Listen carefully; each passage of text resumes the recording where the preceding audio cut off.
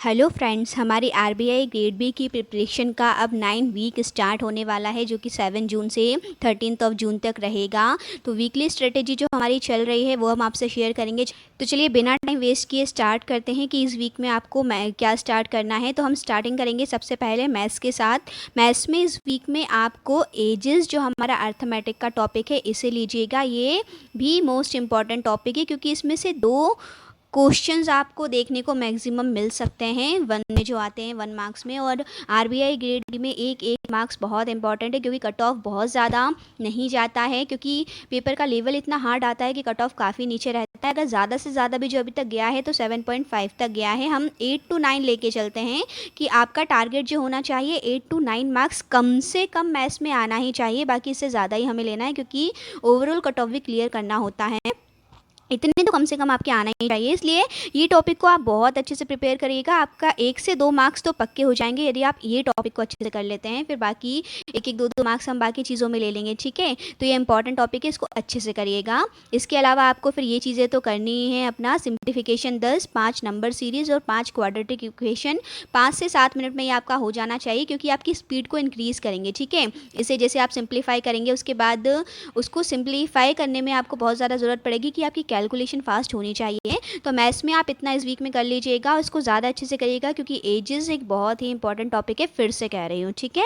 चलिए नेक्स्ट हम देखेंगे अब रीजनिंग को।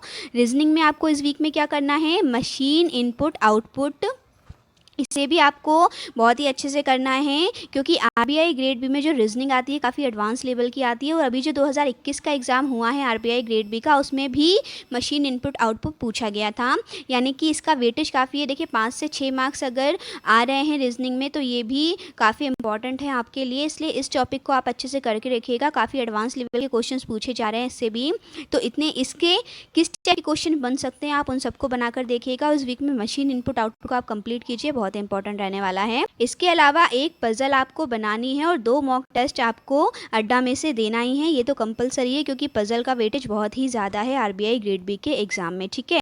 तो रीजनिंग में आप इतना इस वीक में कंप्लीट कर लीजिएगा। चलिए अब हम स्विच करते हैं रीजनिंग पे। रीजनिंग में आपको क्या करना है, रीजनिंग में आप एक टॉपिक उठाइएगा पर्टिकुलर, ये है एक्टिव पैसिव का, ठीक है।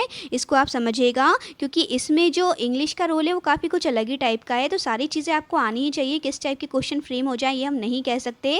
बाकी प्रैक्टिस के लिए आपको क्या करना है, बैंकर्स अड्डा जो अपना है, ठीक है, बैंकर्स अड्डा में से आपको 2 मॉक टेस्ट डेली देना ही है। जैसे कि मैं कहती हूँ कि उनके जो क्वेश्चंस होते हैं एडवांस लेवल के होते हैं, आपको नए नए टाइप के क्वेश्चन अटैम्प्ट करने की आदत रहेगी, इसीलिए आप बैंकर्स अड्डा में से 2 मॉक टेस्ट ज़रूर दीजिएगा, इस टॉपिक को कंप्लीट कीजिएगा। उसके अलावा आपको रीडिंग तो करना ही है।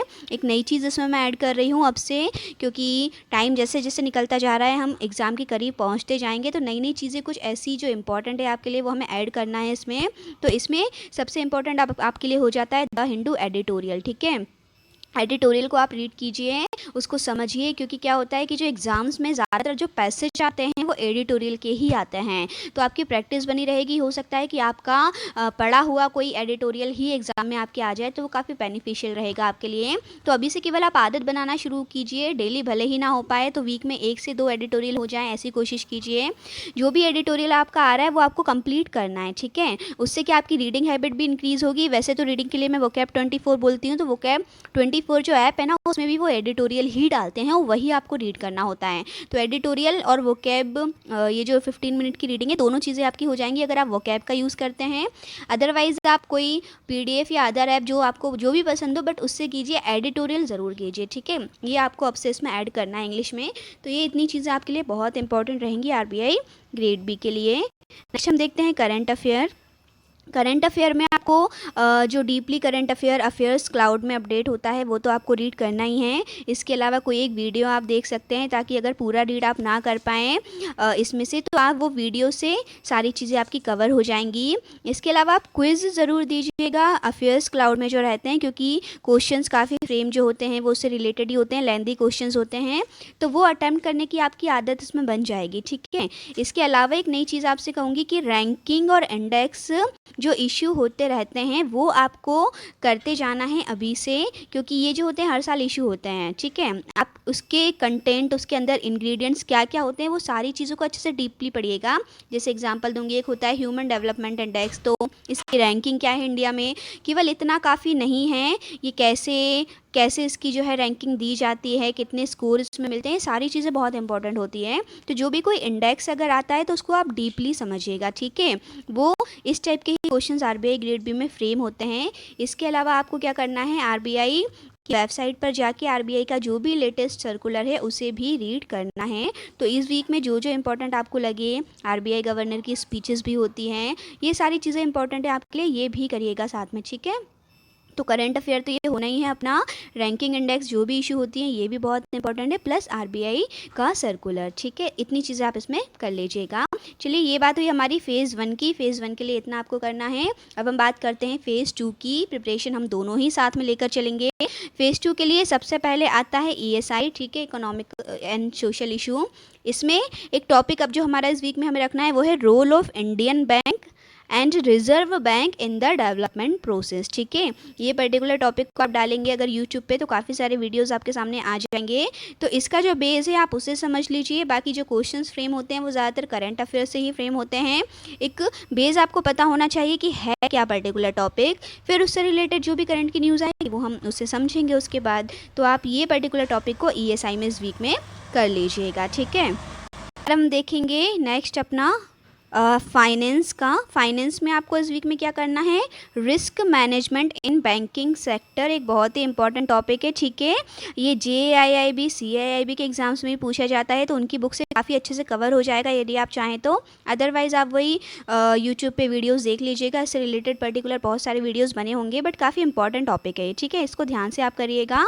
ये फाइनेंस के अंदर इस वीक में आपको कवर करना है। केवल एक पर्टिकुलर टॉपिक है, risk management in banking sector. पूरा वीक है आपके पास, थोड़ा थोड़ा भी पढ़ेंगे तो आराम से समझ लेंगे, ठीक है। फाइनेंस में केवल आप इतना कर लीजिएगा। इसके बाद हम आते हैं मैनेजमेंट पे। मैनेजमेंट में एक बहुत इंपॉर्टेंट टॉपिक हमारा इस वीक में रहेगा, वो है लीडरशिप। लीडरशिप के कॉन्सेप्ट आपको देखना है, प्लस इसकी थ्योरीज आपको देखना है। थ्योरीज में पर्टिकुलर जो सिलेबस के अंदर दिया गया है वो है trade theory, behaviour theory, contingency theory, चेरिस्मेटिक, transactional and transformational, ठीक है। ये इतनी थ्योरी सिलेबस में से दी हुई है। बाकी यदि आप यूट्यूब पे वीडियोस डालेंगे तो आपको बहुत सारे डिफरेंट टाइप की थ्योरी भी मिलेंगी।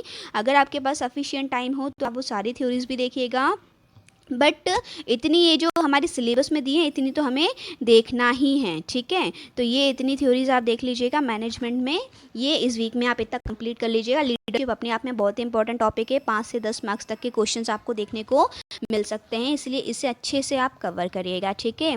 आई होप इतनी चीज़ें क्लियर हो गई होंगी। कोई डाउट रहता है तो कमेंट सेक्शन में आप पूछ सकते हैं। इस वीक में इतना हमें कर लेना है। नेक्स्ट मिलेंगे नेक्स्ट वीडियो के साथ। Thank you for watching my video.